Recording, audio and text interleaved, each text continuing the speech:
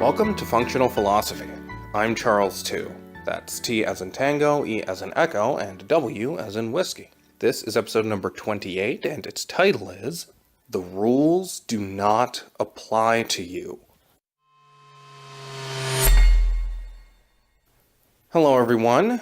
Today I'm going to be talking about what makes the difference between great people and everyone else. I don't know if you can hear my pacing in the background or if that's blocked out, but I am an incorrigible pacer. I literally can't think unless I'm walking around. If I sit down to think, I will find myself pacing without even knowing that's what I'm doing. I'm a literal peripatetic. Peripatetic means walking, and it also refers to followers of Aristotle. That's what his school is called in the Hellenistic era, the Peripatetics. But that's fitting for me because I'm an Aristotelian and I cannot stop walking. It's somehow physical motion is connected to cognition for me. So if you can hear that, sorry, but I have to do it. Alright, so the first thing that should occur to you about the title of this episode is that it doesn't make any sense. If I'm saying the rules do not apply to you, and you means anyone listening, then that means the rules don't apply to anyone, so how can they be rules? Well, what I'm really talking about here are general rules.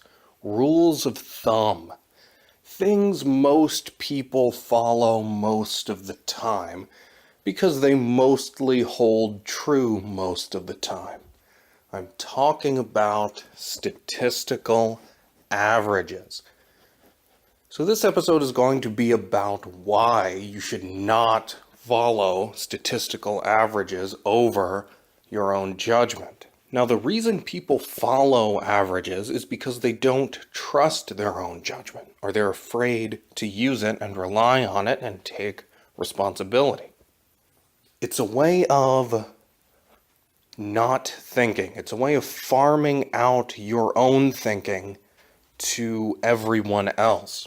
Even though these statistical averages are not something computed by everyone else, so it's not like somebody else came up with a mental product that you are using. Although in a sense that's true, somebody had to come up with a statistic or calculate it. But the second-handedness involved here, the dependence involved, is simply that of following what everyone else does. And if it works out for most people, in most circumstances, then most people do it most of the time. And so you follow that. And you think, if I follow this, I'm going to be right most of the time, so things aren't going to end up too bad for me. Wrong, first of all. But let's look at a concrete instance of this. You're afraid of flying. And somebody tells you, statistically, you're way more likely to die in a car crash. Statistically, planes are very safe.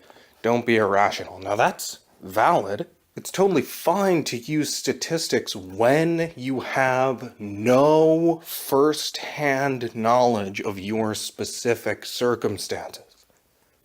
Then you have to rely on statistics. So that common plane advice is totally fine. But if you're going to get on your plane and you see that the engine is smoking and one of the wings looks like it's about to fall off, and you overhear some guy in a suit yelling at the pilot and saying, "It'll be fine, just fly it," then it is totally invalid and ridiculous to say, "Well, the statistics say flying planes are safe, so I'll just go ahead."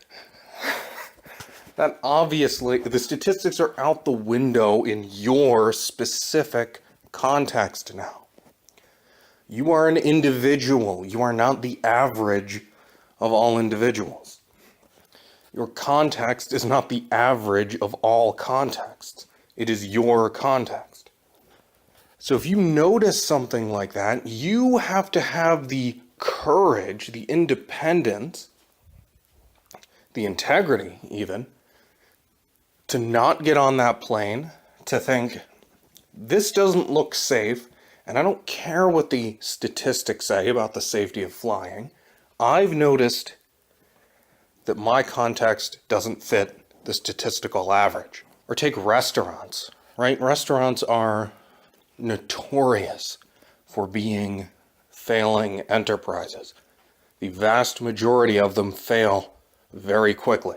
And so if you were ever going to start a restaurant, you would be told by many people that you are likely to fail and it is irrational to try. But if you know you have a unique idea that will bring in a lot of business and profit, you should do it anyway because the statistics don't apply to you. What you have to understand is every successful restaurant that exists because the person who started it said, "I'm the exception." He was arrogant enough to say that. I'm the exception. That rule doesn't apply to me. I don't care that only 1% or whatever it is make it, 10% or something. I'm in that small percentage because I trust my own idea.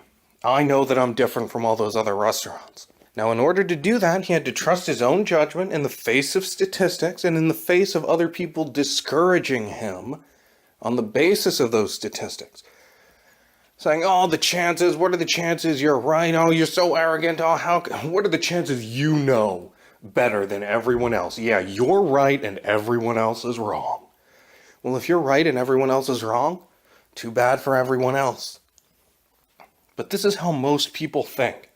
They think, okay, if there is 1,000,000 to 1 chance that I am in this position, and I notice something that suggests that I am in this position, I must have made a mistake because my mind is less powerful than 1,000,000 to 1.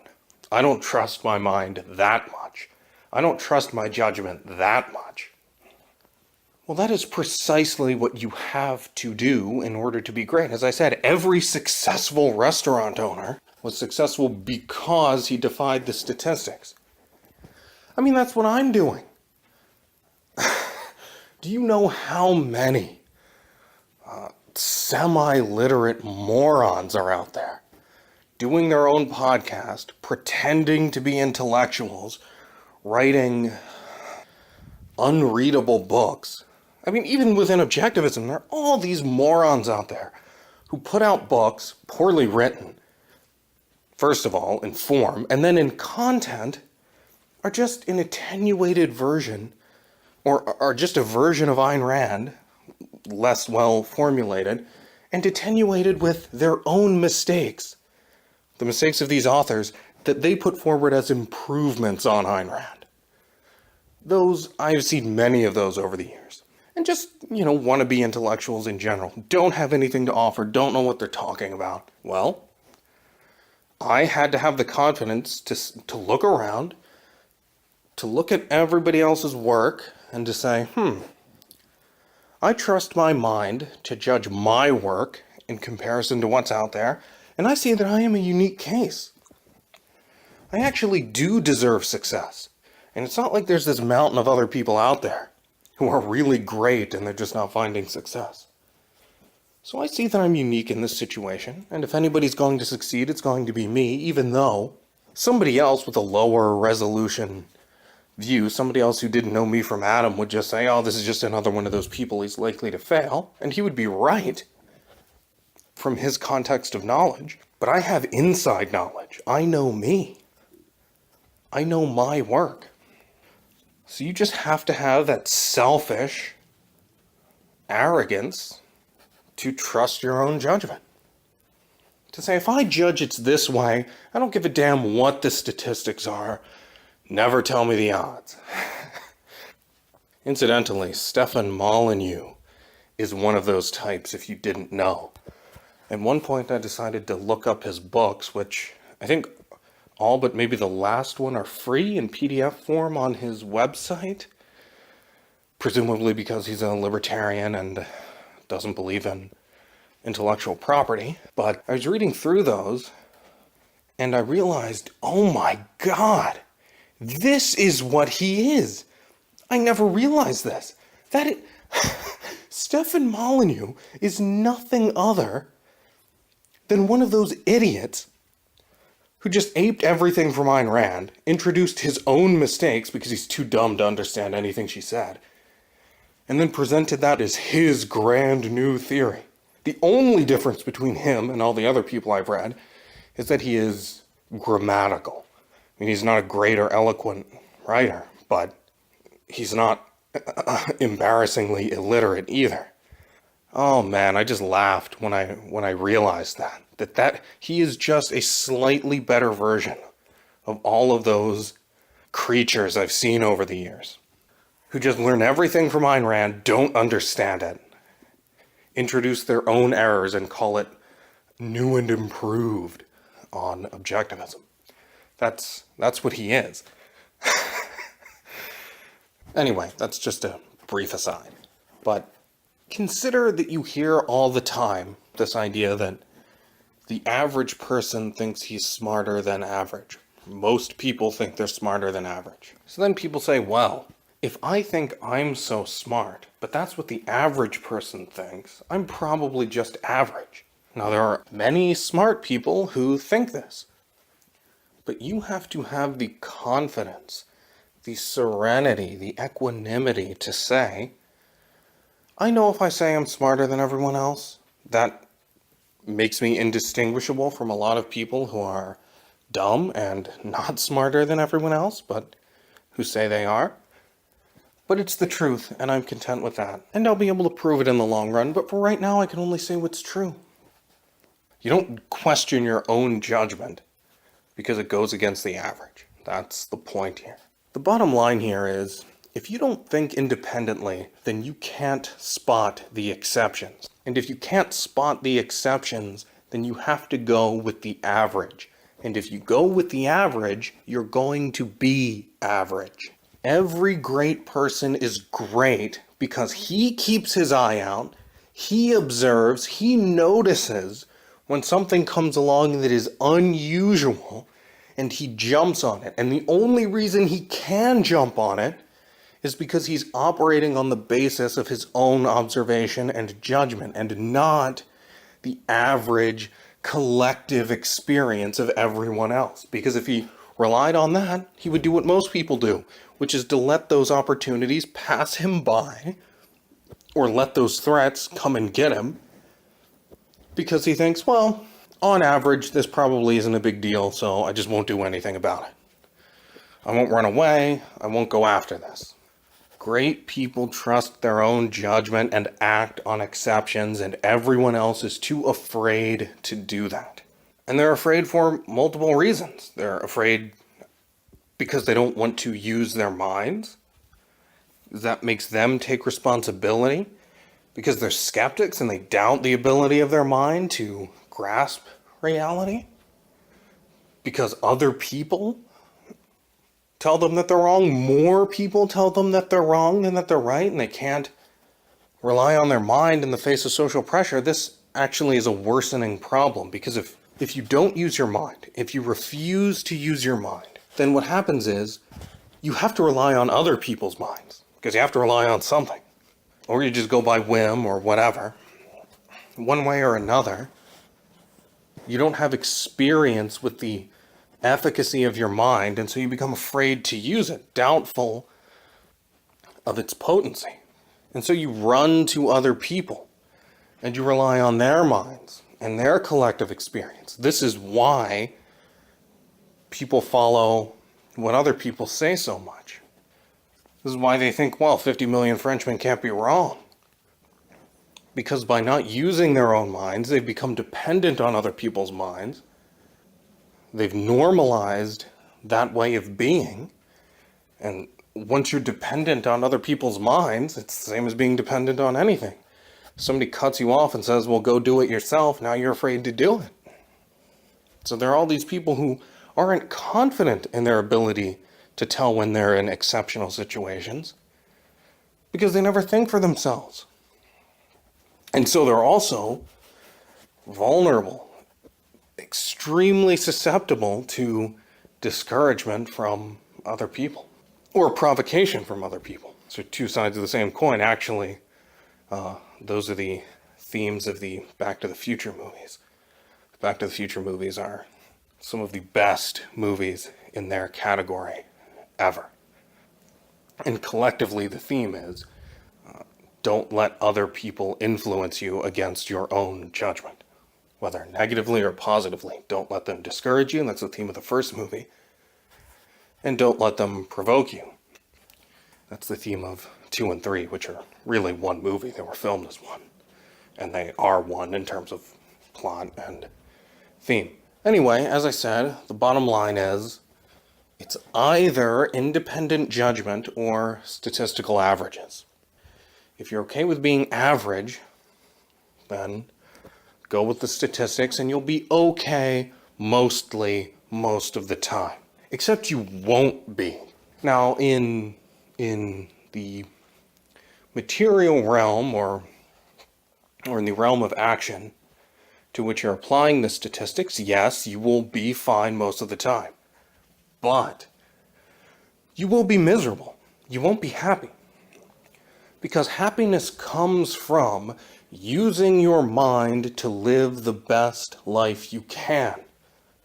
Happiness is not a result of some absolute state of success, some absolute level. It doesn't matter how high or low. So you can't say, well, if I follow the averages, and the averages usually give you $50,000 a year and a nice house, then if I follow the averages, I can most likely expect that, and then I can be happy. No, happiness does not come from $50,000 a year and a nice house. Happiness can come from a lot less or it can require a lot more. Because what it requires is the full use of your mind to make your life the best it can be. And so if your potential is $1 million a year and you go with the averages and only make $50,000, you're going to be miserable. Even though somebody else in a different context could achieve $50,000 a year and he'd be happy. Because he's using his full mind, and that's what it's about, not your absolute level of success or status. So if you go with the averages, you are guaranteeing misery no matter where they get you practically. I mean, in material terms. Obviously, the ultimate practicality is what makes you happy. Don't take that as pragmatism. That was weirdly formulated. All I mean is practicality, what works, the ultimate standard is your happiness, not your material success. Although, of course, they're related. But as I say, there is no level of material success that guarantees happiness. Now, there is a minimum level required for happiness, or rather, there are required circumstances, and those are freedom. You have to be free, or else you can't be happy. Because if you're not free, you can't act in pursuit of your own life. But once you have that minimum, nothing's going to make you happy. You have to do it. Doesn't matter if you have $1 billion trust fund, you have to do it. So there's a minimum requirement for the possibility of happiness, but there is no minimum state of affairs that guarantees happiness. So if you want to be happy, you can't rely on the averages. That is going to get you nowhere. No matter where you end up, you will rightly feel guilty. You will be anxiety-ridden, depressed, because you won't have used your own mind and you'll be afraid of using it. You'll be absolutely miserable. So what you have to do is be a great person. And great doesn't even mean great in material terms, although considering how few people actually use their independent judgment consistently, it's hard to believe that if you did, you would end up anywhere other than highly successful materially. But even if you didn't, what matters is you used your own judgment, and you will have the happiness and peace that come with that. So just remember that the rules do not apply to you. If you are in a situation which normally works out one way, but you see evidence that it's going to work out another way, do not let statistics override your judgment, or other people override your judgment based on anything, or anything override your judgment. Don't you let your feelings override your judgment because you think they're God talking to you. Don't let other people override your judgment because they have the mystical connection to the truth. I bring up averages just because it's one very, very common way this goes. And it's probably the most common form of capitulation to other people that exists intellectually. You find very few people who would trust what somebody else tells them if the other person just came straight out and said, well, I prayed to God and he told me. Even most religious people, at least in the US, I think, would say, yeah, okay, thanks, but I don't think I'm going to do that. Most people are skeptical of going with their feelings, too. It's just too clear. They don't know where they came from. So unless you are an absolute moron like Scott Adams, then you don't say, well, my feelings know better than I do, so I'm going with those. Usually there has to be some kind of rationalization to it. You can do what Jordan Peterson does and say, well, it's a product of evolution, our feelings are a product of evolution, so it's fine, it's a virtue to act on whim. But I think the most common form of this is just, well, it's just rational, it's just logical to go with statistics. You know, isn't it so interesting today that statistics are elevated to this ultimate thing? Whenever you hear anyone talk about using reason, being rational, what do they talk about? Facts and statistics. They say, oh, well, I brought statistics to the conversation, and you just brought anecdotes. This is revealing. People do not understand statistics. They do not understand the epistemological status of statistics. I think I'm skeptical that statistics even count as knowledge. If you know the Aristotelian view of knowledge, that knowing something means knowing its causes. If all you have are raw statistics, then all you have is a correlation. Now, I mean, you have knowledge of the correlation, but in a higher sense, you don't really know anything, because if you don't have causation and all you have is correlation, you don't have anything. Now, if you then come up for a reason for the correlation, you identify the causation, then you have knowledge, of course, so that's fine. And as I say, you have knowledge that the things are correlated. But you don't actually have any knowledge of the relationship between the two things being correlated. People have elevated statistics into this end-all, be-all thing. And you know why? It's because they don't believe in identity. It's because they believe in science as descriptive. You're not getting at the nature of the world. Who can ever get at the nature of the world? That's something else. That's something numinal. We're in the phenomenal. All we can ever do is describe things. And so associations, hell, that's the best we can do. We can just describe how things tend to go together. But we can't ever actually identify anything, so this is the best we can do anyway. Just be wary of statistics. I mean, even beyond, you know how people misuse statistics. You know the Mark Twain quote. Lies, damn lies, statistics. And then, I mean, you know how you see, every 5 minutes on Reddit there will be some new scientific discovery about X, and then a week later, the opposite of X.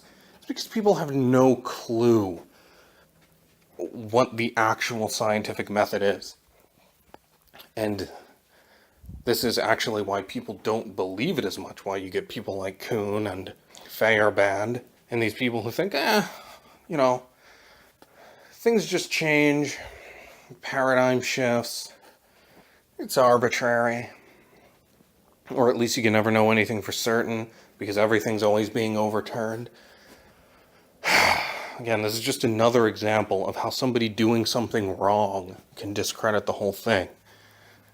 So all of these appeals to science on shaky grounds, on bad method, is discrediting science as such. And people say, well, you see how scientific theories are always being overturned, so what are the chances that what we know now is right, and we can never actually be certain of anything science says anyway. Well, no, not if you use the method most people are using. Not if every week you come out with a new link to cancer. Anyway, use your own judgment and be an exceptional person.